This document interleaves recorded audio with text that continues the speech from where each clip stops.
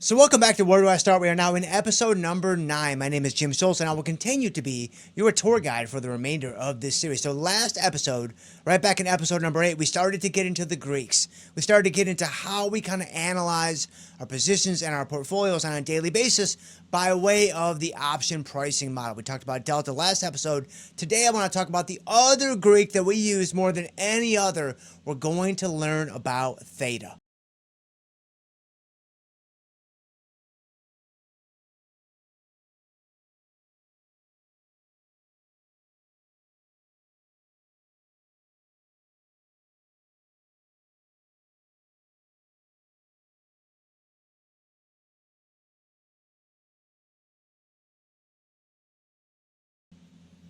So behind Delta, Theta is the most important Greek that we monitor on a daily basis as an active options derivative trader. Simply put, Theta measures how much decay is the option expected to experience or have to absorb for the next day that passes on the calendar.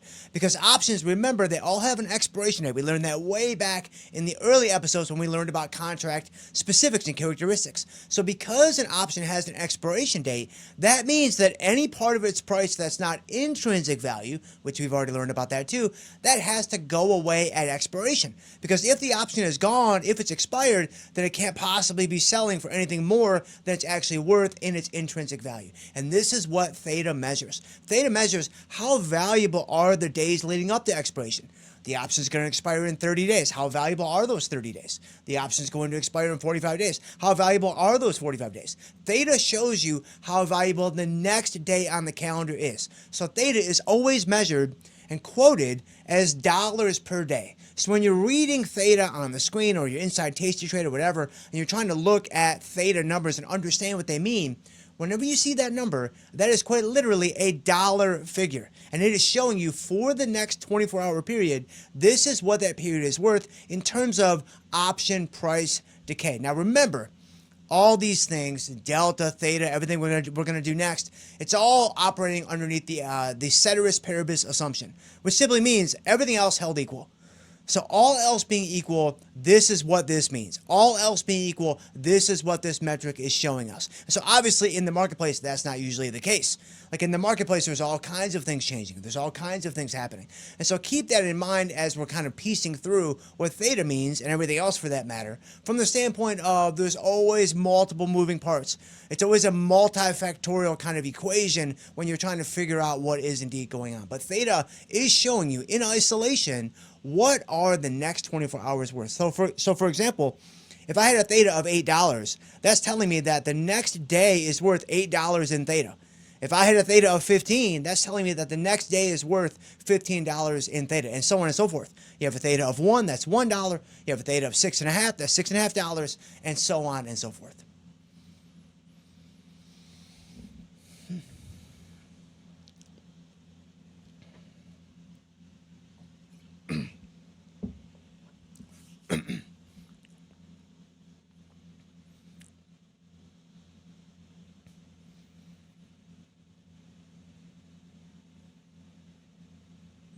Okay, so now let's turn our attention to option buyers and option sellers, because obviously this is going to impact them differently, right? It depends on which side of the contract you're on, right? Remember, it's a zero-sum game. Both sides can't win. Now, for that specific contract, at least one side has to be a winner and one side has to be a loser. So if I'm buying an option, a call or a put, it doesn't matter. If I'm buying an option, I'm always going to have negative Theta. The absolute value of the number is going to be the same for both parties in the contract. Whether it's 6 or 7 or 10 or what have you, it's going to be the same number. But one side is going to be negative and the other side is going to be positive. The option buyer has negative Theta. And the reason why they have negative Theta is because the passage of time hurts them. Remember, if I buy an option, call or put, it doesn't matter. I want the price of the option to go higher. I want the price of the option to move up. So anything that's working against those efforts is going to be negative for me. Anything that's working against, kind of my desire for the option price to move higher is going to indeed be a hindrance to what I'm trying to accomplish. Well, daily Theta, The daily passage of time, options going down to zero at expiration, at least in terms of their extrinsic value, that is a negative externality for me as the option buyer. And so when I'm looking at this, I'm thinking, all right, the passage of time is negative, the theta is negative. What theta is actually showing me as the option buyer is what are the days actually worth? Right, as a piggyback off of the previous slide, let's look at an actual option price. And we're going to go into tastytrade here in a couple of minutes and look at all these things. But using the same two theta examples, a theta of 8 and a theta of 15. Let's say my entry price on the 8 theta contract, call or put, whatever it is, short put, a vertical spread, whatever it might be, it doesn't matter. The theta is 8. Let's say that I sold this option, let's say I bought this option because I'm the option buyer right now. I'm so used to selling options, it just kind of slipped in there. Let's say I'm the option buyer, of course. I buy the option for $2. Well, one day goes by, I go from trade entry to T equals 1. What's going to happen? Again, Ceteris Paribus, the option price is going to go down to $1.92. Now, is that good or bad for me? Well, that's bad for me because I want the option price to go higher. Again, it doesn't matter if it's a call or a put. What I want the stock to do, that's a very different thing, as we've learned with calls and puts. But I want the option price itself to go higher. I bought it for 2, I want to sell it for 3. I bought it for 2, I want to sell it for 4, and so on and so forth. And then look at the second day. The second day, it goes down even more. It goes down another 8 cents on the option contract, $8 for the whole contract, 8 cents per share, I should say. And so this is hopefully an illustration that can help you kind of understand and see how theta impacts option prices from one day to the next. And of course, if I have a theta of 15, it's going to be very, very similar. Let's say the entry price is $4.25. I bought the option for $4.25. After one day, it's going to go down to $4.10. After the second day, it's going to go down to $3.95.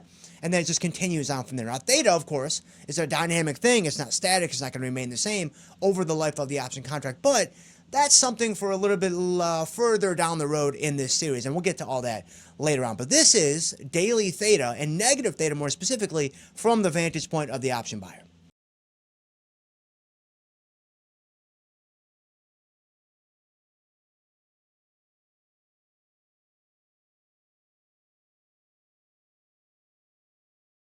Okay, so what about the option seller? Well, now, again, remember, it's a zero-sum game. So if it's negative theta for the buyer, then it's got to be positive theta for the seller, and that is correct. So the passage of time now as an option seller is going to help me.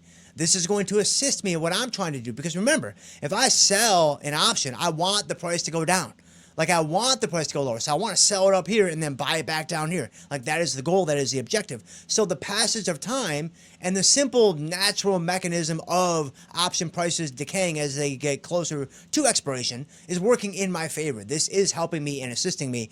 And so daily theta actively pushing the price down, that is a good thing. So if you look at the same example, I want to use the exact same example with the exact same numbers. My theta is 8. My theta is 15. If my theta is 8 and I sell the option now, I'm not buying it, I'm selling it.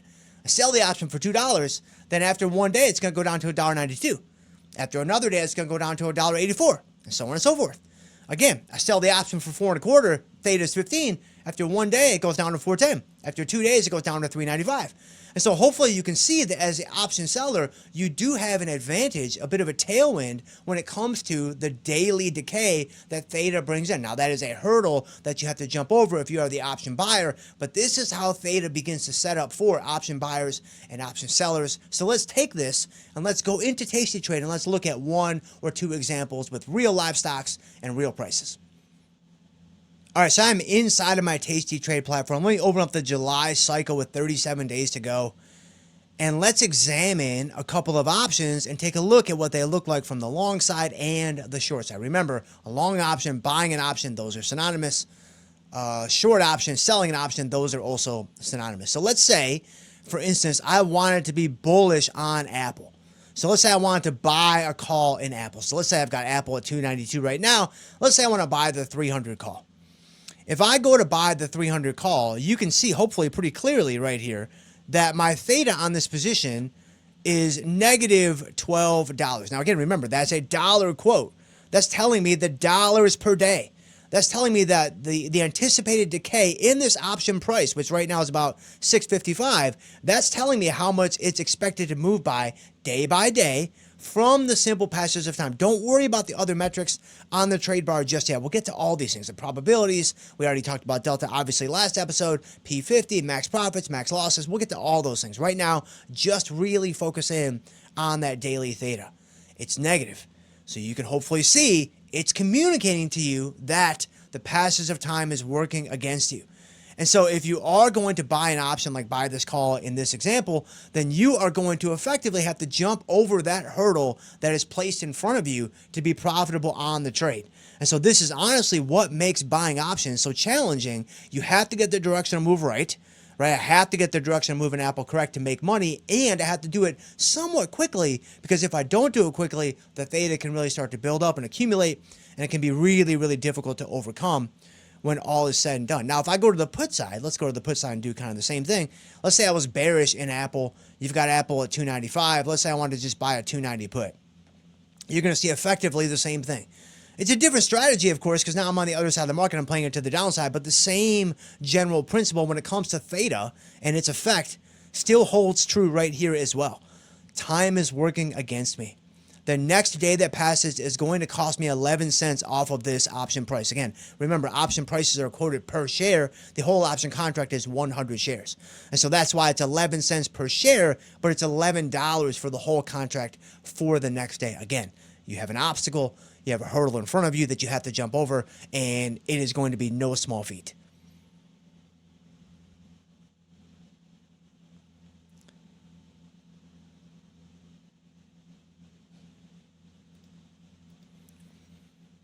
Now, conversely, look at what happens if I hop onto the other side of the contract. Now, again, right now, don't worry about these strategies, whether they're good strategies, bad strategies. We're going to get to all those things down the road. Don't worry about that right now. Again, just stay focused on the task at hand, which is trying to wrap our minds around theta at a very beginner basic level. If I sell this put, I'll go to the put, and I'll do the call here in a second because we already have the put kind of pulled up. If I sell this put, look at what happens to the theta. Again, it's the same absolute value. It's the same magnitude, but now I'm just on the other side of the contract. Now I'm just the seller in this option contract, not the buyer. So again, tastytrade is communicating to me that theta is working for me now. The same mechanisms are going to take hold. The option price is going down. It's still going to fall. Like, it's still going to decay. But again, that's good for me. That's what I want. I want option decay. I want prices to go down because I'm selling the option now, not buying the option now.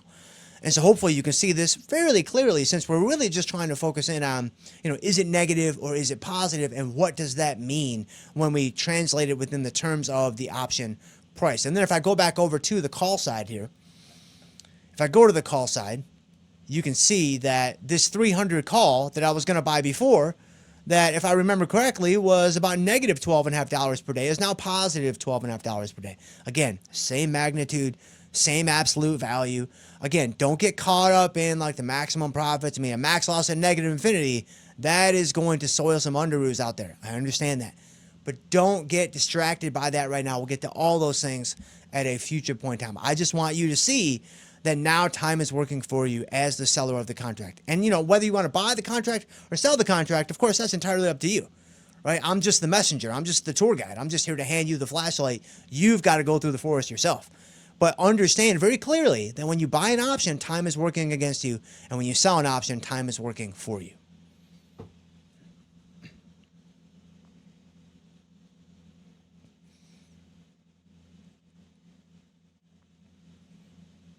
All right, so hopefully that was somewhat clear, right? We're starting to learn about the Greeks now. We're starting to improve our analytical abilities. We did Delta last time.